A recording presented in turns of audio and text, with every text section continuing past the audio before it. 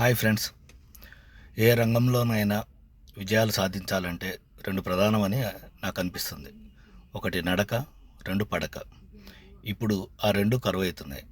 మొదటిది నడక తీసుకుంటే, పాత రోజుల్లో మనకు ఈ సౌకర్యాలు లేనప్పుడు, కార్లు, బైకులు ఇవన్నీ లేనప్పుడు కూరగాయలకు వెళ్ళాలన్నా, ఎక్కడికి వెళ్ళాలన్నా నడిచే వెళ్ళేవాళ్ళం. అంటే సగటుగా మనం 6 నుంచి 8 కిలోమీటర్లు నడిచేవాళ్ళం.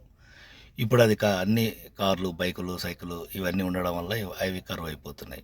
ఇక పడక విషయానికొస్తే, ఇప్పుడు డిజిటలైజేషన్ అయ్యి సెల్ ఫోన్లు, ఇంటర్నెట్లు, టెలివిజన్లు ఇవన్నీ బాగా దగ్గరగా, బాగా సౌకర్యవంతంగా రావడం వల్ల ఏమవుతుంది, నిద్ర కూడా కరువవుతుంది. కావున డైలీ నడక, పడక.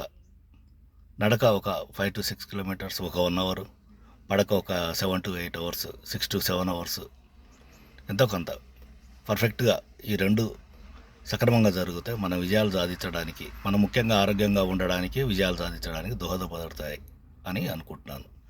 Thank you.